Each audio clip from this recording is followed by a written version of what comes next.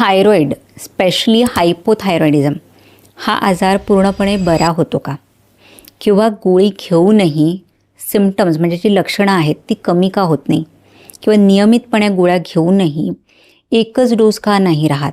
कधी डोसेस वाढवावे लागतात, कधी कमी करावे लागतात, असे बरेच प्रश्न तुम्हालाही पडले असतील. तर ह्याच सगळ्या प्रश्नांची उत्तरं तुम्हाला ह्या व्हिडिओमध्ये मी देणार आहे. सो तुम्हालासुद्धा हायपोथायरॉइडिझम हा आजार असेल आणि खूपच तुम्ही त्रासले असाल गोळ्या घेऊन किंवा तुम्हाला काहीच आराम मिळत नसेल तर हा व्हिडिओ संपूर्णपणे नक्की बघा. माझं नाव आहे डॉक्टर स्मिता भोईर पाटील. मी एक होलिस्टिक डॉक्टर आणि न्यूट्रिशनिस्ट आहे आणि मी पीएचडी क्लिनिक पुणेची फाउंडर आहे. बघा, हायपोथायरॉइडिझम हा आजार जेव्हा पण तुम्हाला होतो म्हणजे युजली तुम्ही TSH ही टेस्ट करता, कधी T3 T4 ही सुद्धा टेस्ट करत राहता. तर ह्यामध्ये काही चेंजेस दिसून येतात. स्पेशली जो TSH आहे, थायरॉईड स्टिम्युलेटिंग हॉर्मोन आहे, तो वाढला की मग डॉक्टरांकडनं तुम्हाला गोळ्या चालू केल्या जातात आणि युजली असं सांगितलं जातं की आता तुम्हाला ही गोळी नेहमीच घ्यायची किंवा आयुष्यभर घ्यावी लागेल. सो तुम्ही डॉक्टरांना हा प्रश्न केला आहे का की माझा हा TSH का वाढला बरं? म्हणजे काय कारण आहे ज्याच्यामुळे मला हायपोथायरॉइडिझम हा आजार झालेला आहे? तर बघा, TSH म्हणजे हा डायरेक्ट थायरॉईडचा हॉर्मोन नाही आहे, हा थायरॉईड स्टिम्युलेटिंग हॉर्मोन आहे.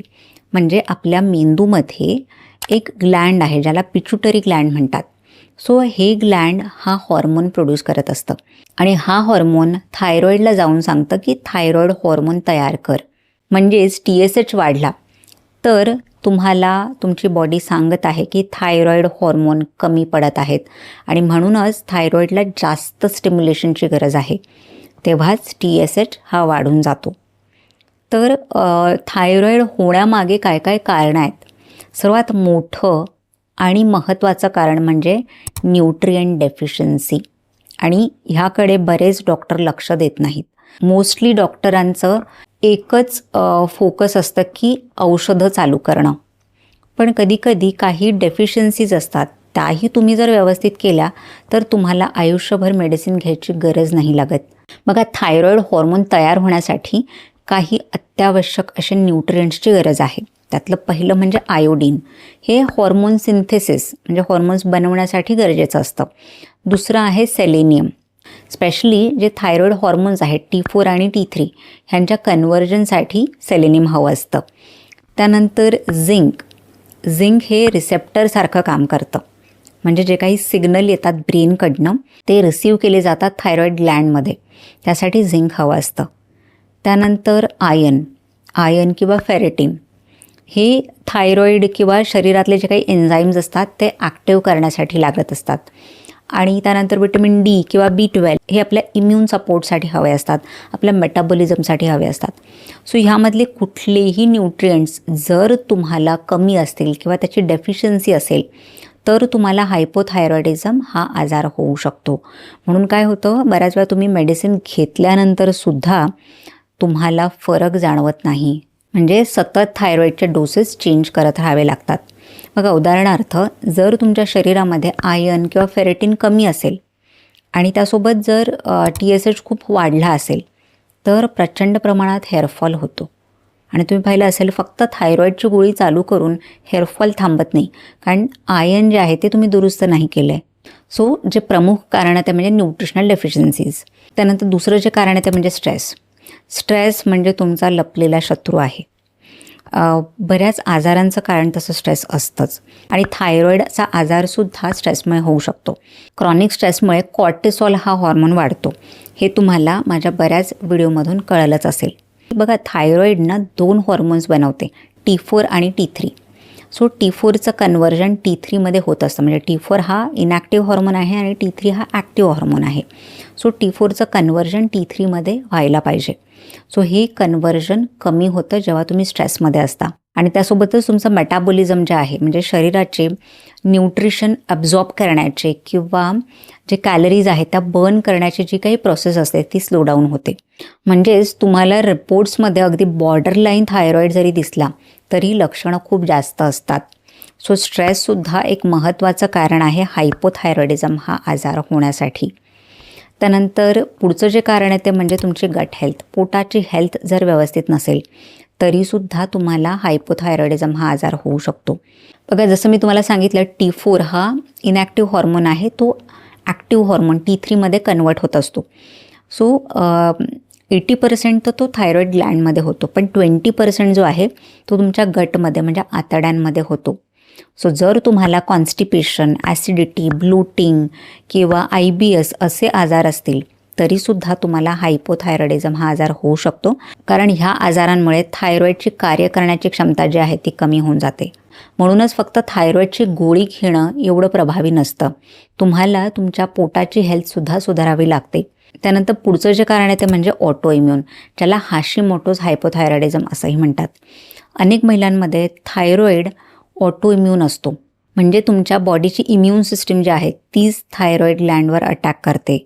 आणि हे सुद्धा होतं क्रॉनिक स्ट्रेसमुळे किंवा विटॅमिन डीची डेफिशियन्सी असेल, तुम्हाला जर ग्लुटनची सेन्सिटिव्हिटी असेल, म्हणजे तुम्हाला ग्लुटन म्हणजे गव्हाचे किंवा मैद्याचे पदार्थ पचायला अवघड जात असेल तर हा प्रॉब्लेम होऊ शकतो. किंवा पुअर गट हेल्थ म्हणजे पोटाची हेल्थ जरी खराब असेल तरीसुद्धा ऑटो इम्यून हा आजार होतो.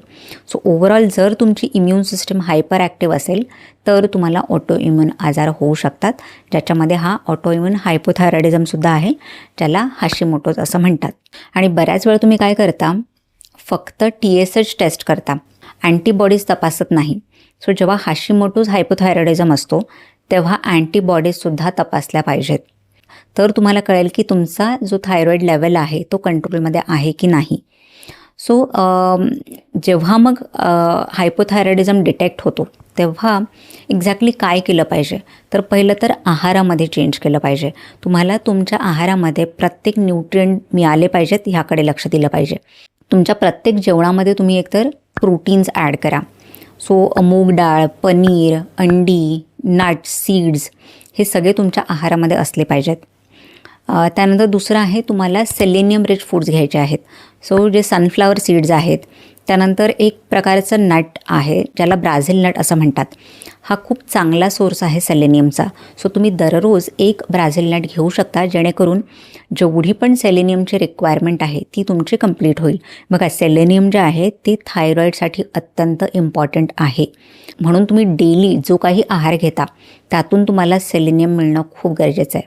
पुढचं आहे झिंक. झिंक हे जास्त करून नॉन व्हेजिटेरियन फूड्समध्ये असतं, स्पेशली मीट, चिकन, एग्ज ह्यामध्ये झिंक असतं. सो जर तुम्ही नॉन व्हेजिटेरियन असाल तर ह्या गोष्टी रेग्युलरली घेऊ शकता, आणि जर व्हेजिटेरियन असाल तर तुम्ही पंपकिन सीड्स म्हणजे भोपळ्याच्या बिया आहेत त्या घेऊ शकता. त्यानंतर आयनसुद्धा थायरॉईडसाठी खूप महत्त्वाचं आहे. सो आयन मिळण्यासाठी तुम्ही जर नॉन व्हेजिटेरियन असाल तर चिकन, लिव्हर आणि मटन ह्यामध्ये आयन भरपूर असतं. सो आणि हे जे आयन असतं ते हिम आयन आहे, म्हणजे शरीरामध्ये चांगल्या प्रकारे अब्झॉर्ब होतं. सो ह्या गोष्टी तुम्ही घेऊ शकता. आणि जर व्हेजिटेरियन असाल तर बीटरूट किंवा डेट्स आहेत म्हणजे खजूर आहे तो घेऊ शकता, हिरव्या पालेभाज्या किंवा जे व्हीट ग्रास आहे ते तुम्ही घेऊ शकता. त्यानंतर पुढचा जो खूप महत्त्वाचं न्यूट्रिएंट आहे ते म्हणजे आयोडीन. सो आयोडीन हे सुद्धा सी फूडमध्ये जास्त अवेलेबल असतं. सो सी फूड तुम्ही रेग्युलरली घेऊ शकता, किंवा तुम्ही जस्ट आयोडाईज सॉल्ट घ्या. बरेच जण सेंधा मीठ वापरत असतात, ज्याच्यामध्ये आयोडीन नसतं. म्हणून जर तुम्हाला हायपोथायरॉइडिझम हा आजार असेल तर जेवण बनवण्यासाठी आयोडाईज सॉल्टच वापरा. आणि पुढच्या गोष्टी ज्या तुम्हाला फॉलो करायच्या आहेत त्या म्हणजे अतिप्रमाणात बाहेरच्या गोष्टी, जंक फूड हे खाणं बंद करायचं आहे. तुम्हाला प्रोसेस फूड्स किंवा मैद्याचे पदार्थ आहेत ते खाणं पूर्णपणे टाळायचं आहे. त्यासोबतच तुम्ही ग्लुटन म्हणजे जे काही गहू किंवा गव्हाने बनलेले पदार्थ आहेत ते टाळू शकता, कारण थायरॉईडसाठी हे खूप इफेक्टिव्ह आहे जर तुम्ही ग्लुटन फ्री डाएट फॉलो केलं तर. त्यासोबतच स्ट्रेस कमी करण्यासाठी तुम्ही रेग्युलरली योगा, मेडिटेशन ह्या गोष्टीसुद्धा करू शकता. बघा, जेव्हा एखादा पेशंट आमच्या क्लिनिकमध्ये येतो हायपोथायरॉइडिझम ट्रीट करण्यासाठी, तेव्हा आम्ही त्याला कधीच फक्त मेडिसिन्स देऊन पाठवत नाही. आम्ही ह्या प्रत्येक गोष्टीकडे लक्ष देतो. आमचा हा फोकस असतो की जे काही मेडिसिन तुमचं चालू आहे किंवा आत्तापर्यंत मेडिसिन चालू नाही झालं तर तुम्हाला मेडिसिनची गरजच नाही पडली पाहिजे, किंवा जे काही डोसेस तुमच्या आता चालू आहेत ते हळूहळू आपल्याला कमी केले पाहिजेत. तर ह्यासाठी आम्ही काय करतो, होमिओपॅथिक मेडिसिन्स देतो. त्यासोबतच आमचं एक थायरॉईड सपोर्ट सप्लिमेंट आहे, त्याच्यामध्ये जे काही न्यूट्रिएंट्स मी सांगितली जसं selenium, zinc, iron, vitamin D, L tyrosine ही सगळी जी न्यूट्रिएंट्स आहेत ती आम्ही ह्यामध्ये ॲड केलेली आहेत. सो ही न्यूट्रिएंट्स जे आहेत ते थायरॉईडला सपोर्ट देतात. म्हणूनच जी काही लक्षणं आहेत ती कमी होण्यासाठी सुद्धा लवकर मदत होते. आणि एक प्रॉपर डाएट जे स्पेशली थायरॉईडसाठी असतं हे आम्ही रेकमेंड करतो. त्यानंतर जर तुम्हाला झोपेचा प्रॉब्लेम असेल, सतत स्ट्रेस असेल, तर स्ट्रेस कमी करण्यासाठी योगा सजेस्ट करत असतो किंवा मॅग्नेशियम, अश्वगंधा हे काही सप्लिमेंट्स आहेत ते जर जरुरी असतील तर ते सुद्धा देतो. म्हणजे प्रत्येक गोष्टीकडे लक्ष देतो जेणेकरून हा जो आजार आहे तो मुळापासून ठीक झाला पाहिजे. सो नेहमी लक्षात ठेवा, थायरॉईड हा आजार जेव्हा होतो तेव्हा फक्त गोळी पुरेशी नाही. हा आजार तुम्ही बरासुद्धा करू शकता जर तुम्ही या सगळ्या गोष्टींकडे लक्ष दिलं तर. सो तुम्हालासुद्धा जर हायपोथायरॉइडिझम हा आजार आहे, तुमची लक्षणं कमी होत नसतील किंवा सतत गोळी चेंज होत असेल आणि मग ह्या संदर्भात तुम्हाला आमच्या क्लिनिकमध्ये कन्सल्ट करायचं असेल तर डिस्क्रिप्शनमध्ये दिलेल्या नंबरवर तुम्ही कॉन्टॅक्ट करू शकता. So thank you for watching this video. हा व्हिडिओ तुम्हाला कसा वाटला मला कमेंट सेक्शनमध्ये जरूर सांगा आणि तुमच्या फ्रेंड्स, फॅमिली मेंबर्ससोबतसुद्धा हा व्हिडिओ नक्की शेअर करा. सो हेल्दी खा, हेल्दी राहा आणि स्वतःची काळजी घ्या. बाय.